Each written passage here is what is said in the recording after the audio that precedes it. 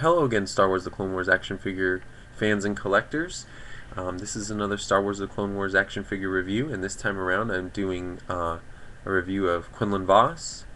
Um, one thing about Quinlan Voss that was a little bit frustrating for me was that he is now Clone Wars figure number 36, and if you're paying any attention as I was to the announcements of the figures that were supposed to be released this year, Clone Wars figure number 36 was supposed to be Commander Jet, and that was one of the figures that I was very much anticipating to come out this year. I really, really, really could not wait for Commander Jet to come out. I think he's one of the coolest clones, especially from Season 2, but pretty much one of the coolest clones of all.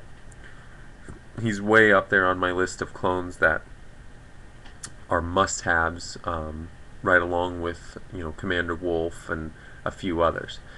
However, I have seen a couple of websites. One of them is flyguy.net that has gotten some information that Commander Jet will be released in 2011 as a single carded figure.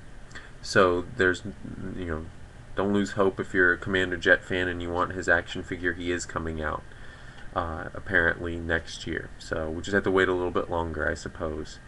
But back on to Quinlan Voss. Quinlan Voss was a figure that I don't really know much about his character. I haven't read the Clone Wars comic books, which is something that I'm planning on going back and trying to get those Clone Wars comic books and reading them. From what I've been able to flip through, they look really awesome. So I don't really know much about his character. I know that he was partnered with Commander Fey on Kashyyyk, and Commander Fey was around when Order 66 was placed and was trying to kill Quinlan Voss. I know that much. I won't say what happens because I don't want to spoil anything for anyone else that wants to go out and read the comics. But suffice it to say, he's an interesting Jedi to kind of go back and read.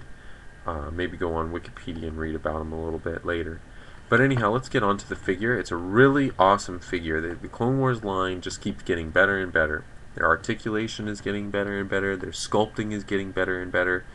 And I actually think that this figure looks better than the Legacy figure, the comic pack version that came out with Commander Fey.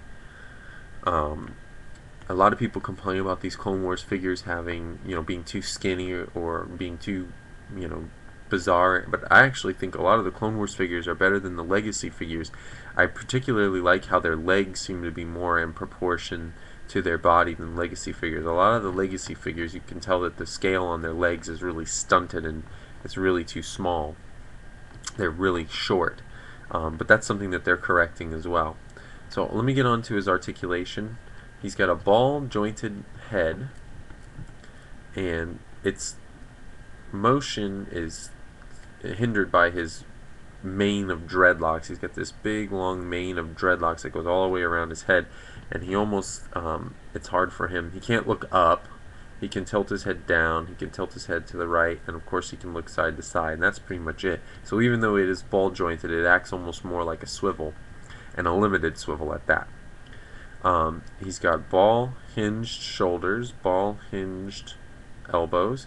He's got swivel wrists. He's got a swivel waist, no ball hinge in his chest.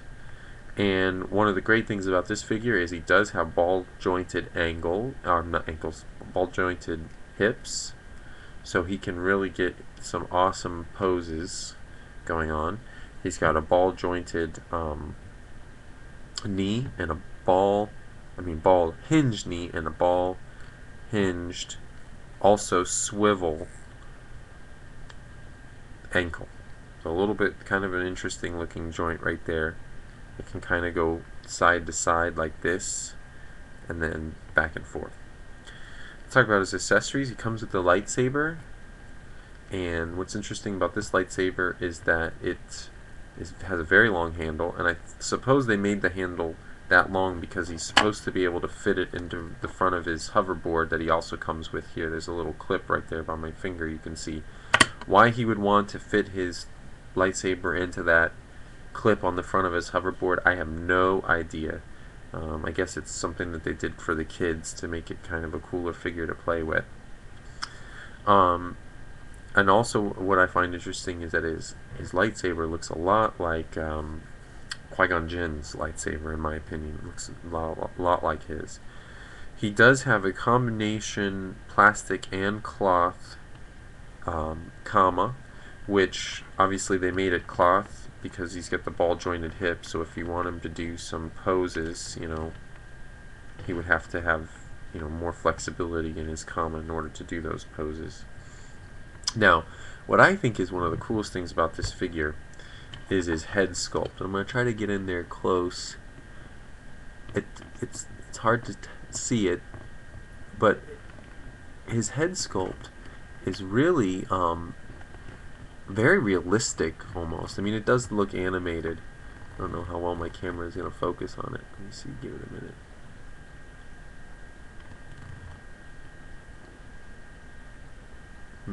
I don't know, I can't really get it to focus very well. But anyhow, if you see the figure out, you definitely want to pick him up. I did see a couple out, actually today I was out, and I saw a couple on the pegs, but they won't stay there for long. So if you see him, definitely pick him up. He's worth it. Excellent action figure. So that's going to do it for this review. Please feel free to subscribe if you like action figure reviews. Subscribe to my photo stream. I mean my video channel, and favorite this video if the review helped you or if you like the review. And until next time, may the Force be with you.